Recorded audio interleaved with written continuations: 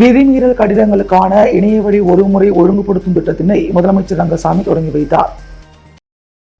அனுமதி இல்லாத கட்டிடங்கள் மற்றும் கட்டிட அனுமதிக்கு புறம்பாக கட்டப்பட்ட விதிமீறல் கட்டிடங்களுக்கான இணையவழி ஒருமுறை ஒழுங்குபடுத்தும் திட்டத்தினை முதலமைச்சர் ரங்கசாமி இன்று சட்டப்பேரவையில் தொடங்கி வைத்தார். நிகழ்ச்சியில் சபாநாயகர் செல்வம், அமைச்சர் லட்சுமி நாராயணன், சட்டமன்ற உறுப்பினர் பாஸ்கர், அரசு செயலர் கேசவன், தலைமை நகர அமைப்பாளர் வீரசெல்வம், தேசிய தகவலியல் மையத்தின் மாநில தகவலியல் அதிகாரி மகேஷ் எம் ஹல்யால், புதுச்சேரி நகர அமைப்பு குழுமத்தின் உறுப்பினர் செயலர் புவனேஸ்வரன் ஆகியோர் கலந்து கொண்டனர். தங்கத்திற்கு பதிலாக செம்பு கட்டிகள் கொடுத்து புதுச்சேரி நகைக்கடை உரிமையாளரிடம் 78 லட்சம் ரூபாய் மதிப்பிலான நகைகளை மோசடி செய்தவரை பெரியகடை போலீசார் வலைவீசி தேடி வருகின்றனர். சேலம் மாவட்டத்தைச் சேர்ந்தவர் சந்தீப் ஜனா. இவர் சேலத்தில் நகைக்கடை நடத்தி வருகிறார். இவர் கடந்த சில மாதங்களுக்கு முன் புதுச்சேரி பாரதி வீதியில் உள்ள தீபக் தாஸ் என்பவரின் நகைக்கடைக்கு சென்று தான் சேலத்தில் தங்க நகை கடை நடத்தி வருவதாகவும் தன்னிடம் 50 கிராம் தங்க கட்டி உள்ளது, அதனை பெற்றுக்கொண்டு தங்க நகைகளை தரும்படி கேட்டுக் கொண்டுள்ளார். இதையடுத்து தீபக் தாஸ் அதனை வாங்கி பரிசோதித்தது தங்க நகைகளை கொடுத்துள்ளார். இதேபோல் சில நாட்கள் கழித்து மீண்டும் சந்தீப் ஜனா 20 கிராம் தங்க கட்டியுடன் தீபக் கடைக்கு வந்துள்ளார். பின்னர் 20 கிராம் தங்க கட்டி வாங்கி கொண்டு அதற்கான நகைகளை தீபக் கொடுத்துள்ளார். இந்நிலையில் கடந்த ஒரு வாரமாக சந்தீப் ஜனா தீபக்கை தொடர்பு கொண்டு 1.80 கிலோ தங்க கட்டி உள்ளதாகவும் இதற்கு 800 கிராம் தங்க நகை வேண்டும் என கேட்டுள்ளார். அப்போது தீபக் தங்க கட்டிகளை எடுத்து வருமாறு கூறியுள்ளார். அதன்படி நேற்று முன்தினம் இரவு புதுச்சேரிக்கு வந்த சந்தீப் ஜனா பாரதி வீதியில் உள்ள தீபக் கடைக்கு சென்று பையில் வைத்திருந்த தங்க கட்டிகளை எடுத்து தீபக்கிடம் கொடுத்துள்ளார். இதனை வாங்கிக் கொண்டு தீபக் இதற்கு 880 கிராம் தங்க நகைகள் சந்தீப் ஜனாவிடம் கொடுத்துள்ளார். அதனை வாங்கிக் கொண்டு சந்தீப் உடனே கடையிலிருந்து புறப்பட்டு சென்றார். தீபக் தங்க கட்டிகளை கடையின் கீழ்த்தளத்தில் சென்று ஆய்வு செய்த போது அது செம்பு என்பது தெரிய வந்தது. இதனால் அதிர்ச்சி அடைந்த தீபக் மேலே வந்து பார்த்த போது சந்தீப் இல்லாததை கண்டு அதிர்ச்சி அடைந்தார். அதன் பிறகு தீபக் தான் ஏமாற்றப்பட்டதை உணர்ந்தார். மோசடி செய்யப்பட்ட நகைகளின் மதிப்பு ரூபாய் 78 லட்சம் ஆகும். பின்னர் இச்சம்பவம் குறித்து தீபக் பெரியகடை காவல் நிலையத்தில் புகார் அளித்தார். அதன் பேரில் போலீசார் சந்தீப் ஜனா மீது வழக்கு பதிவு செய்து 2 தனிப்படை அமைத்து தேடி வருகின்றனர். புதுவையில் சுற்றுலா வந்த இளைஞர்கள் கடை எதிரே மது குடிப்பதை தட்டி கேட்ட கடை ஊழியரை தாக்கிய சம்பவம் பரபரப்பை ஏற்படுத்தியுள்ளது. புதுச்சேரி நூறடி சாலையில் உள்ள தனியார் மதுபான கடையில் சேலம் பகுதியில் இருந்து புதுவைக்கு சுற்றுலா வந்த இளைஞர்கள் சிலர் நேற்று இரவு மதுபானம் வாங்கியுள்ளனர். அப்போது மதுக்கடை ஊழியர்கள் கடையின் வெளியே மது அருந்தக்கூடாது என தெரிவித்துள்ளனர். ஆனால் அந்த இளைஞர்கள் அதனை மீறி கடையின் வெளியே மது பாட்டிலை திறந்து மது அருந்தியுள்ளனர். இதனை தட்டி கேட்ட கடையின் ஊழியருக்கும் அந்த இளைஞர்களுக்கும் வாக்குவாதம் ஏற்பட்டு கைகலப்பாக மாறியது. உடனே சுற்றுலா வந்த இளைஞர்கள் கும்பலாக இறங்கி வந்து கடையின் ஊழியரை தாக்கிவிட்டு கடையின் உள்ளே சென்று மது பாட்டில்களை அடித்து உடைத்து சூறையாடியதாக தெரிகிறது. உடனே அங்கிருந்தவர்கள் ஓடி வந்து அவர்கள் அனைவரையும் அடக்கி பிடித்து சுற்றுலா வேனை சிறைப்பிடித்தனர். பிறகு முதலியார்பேட்டை காவல் நிலையத்திற்கு தகவல் தெரிவிக்கப்பட்டதன் பேரில் இன்ஸ்பெக்டர் கண்ணன் தலைமையிலான போலீசார் சம்பவ இடத்திற்கு சென்று அந்த இளைஞர்களை அழைத்து சென்று விசாரணை நடத்தினர். இந்த தகராறில் கடையின் ஊழியர் ஒருவருக்கு முகத்தில் அடிபட்டதால் அவரை சக ஊழியர்கள் புதுச்சேரி அரசு பொது மருத்துவமனைக்கு அழைத்து சென்று சிகிச்சை அளித்தனர். இச்சம்பவத்தால் அப்பகுதியில் பரபரப்பு ஏற்பட்டது. செவாலி சிவாஜி கணேசனின் நினைவு நாளை முன்னிட்டு அவரது சிலைக்கு புதுச்சேரி அரசு சார்பில் மாலை அணிவித்து மரியாதை செலுத்தப்பட்டது. செவாலி சிவாஜி கணேசனின் நினைவு நாள் புதுச்சேரி அரசு சார்பில் இன்று அனுசரிக்கப்பட்டது. இதனையொட்டி கிழக்கு கடற்கரை சாலை கருவடிக்குப்பம் சாலை சந்திப்பில் அமைந்துள்ள அவரது திருவுருவ சிலைக்கு சட்டப்பேரவைத் தலைவர் செல்வம், பொதுப்பணித்துறை அமைச்சர் லட்சுமி நாராயணன், சட்டப்பேரவை துணைத் தலைவர் ராஜவேலு, சட்டமன்ற உறுப்பினர் பாஸ்கர் என்கின்ற தட்சிணாமூர்த்தி ஆகியோர் மாலை அணிவித்து மரியாதை செலுத்தினர். பணி நிரந்தரம் கோரி தலைமை அலுவலகம் முன்பு பிஆர்டிசி ஊழியர்கள் ஆர்ப்பாட்டத்தில் ஈடுபட்டனர். புதுச்சேரி பிஆர்டிசி சங்கங்களின் கூட்டு போராட்ட நடவடிக்கை குழு சார்பில் பிஆர்டிசி தலைமை அலுவலகம் முன்பு கண்டன ஆர்ப்பாட்டம் நடைபெற்றது.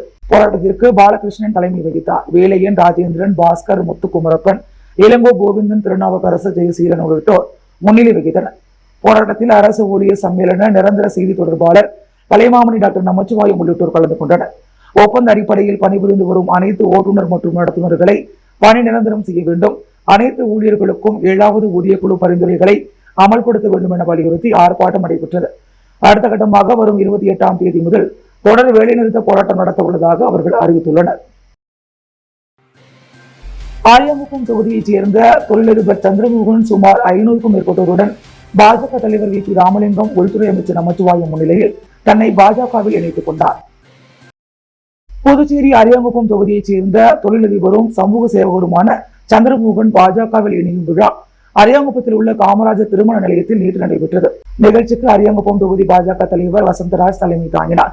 அதனைத் தொடர்ந்து தொழிலதிபர் சந்திரமோகன் சுமார் 500க்கும் மேற்பட்ட தனது ஆதரவாளர்களுடன் பட்டாசு வெடித்து மேலதாளங்கள் முழங்க மிக பிரம்மாண்டமாக பாஜக தலைவர் வி.பி. ராமலிங்கம் உள்துறை அமைச்சர் நமச்சிவாயம் முன்னிலையில் தன்னை பாஜகவில் இணைத்துக் கொண்டார்.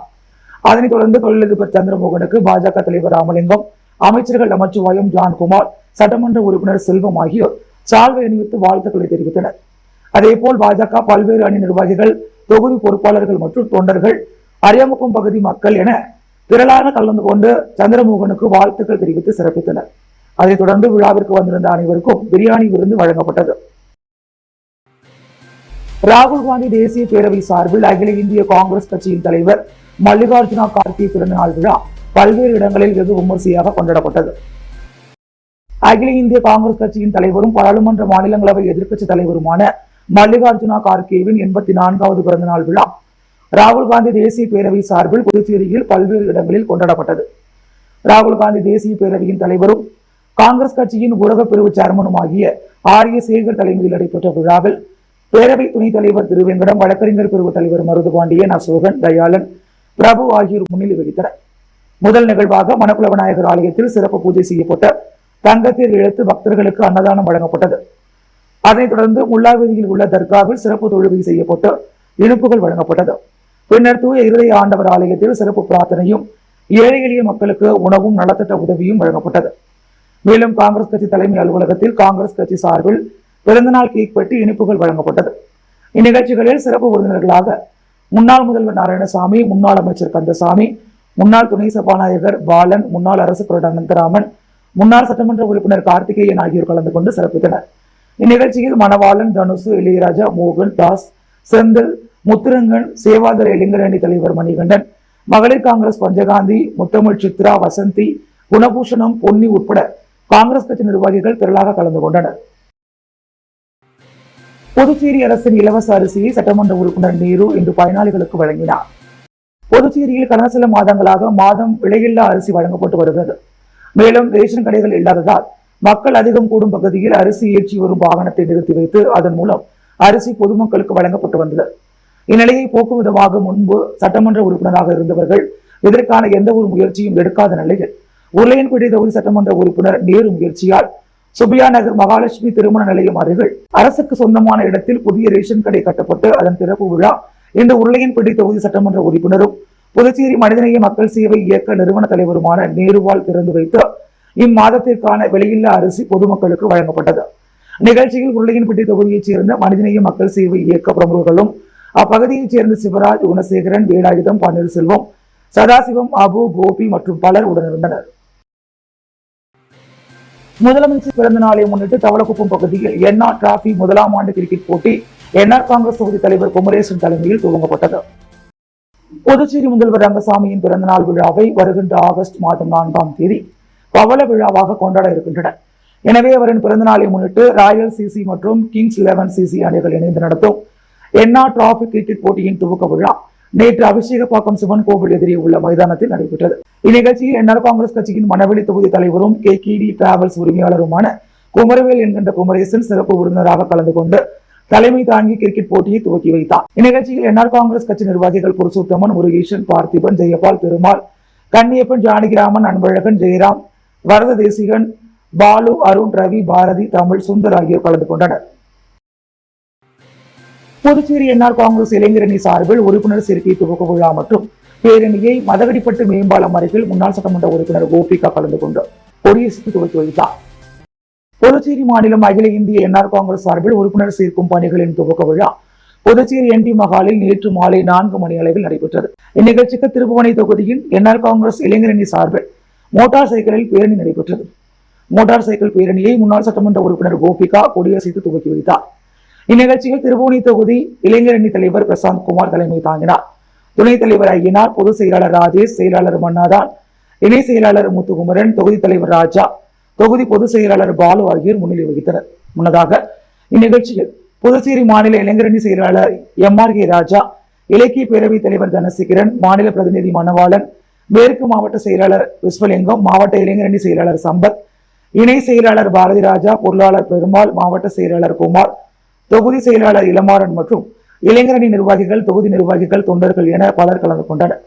மோட்டார் சைக்கிள் பேரணி மதகடிப்பட்டு மேம்பாலத்தில் துவங்கி கலித்திருத்தால் குப்பம், சன்னியாசி குப்பம், திருவாண்டர் கோவில் வழியாக புதுச்சேரியை சென்றடைந்தது.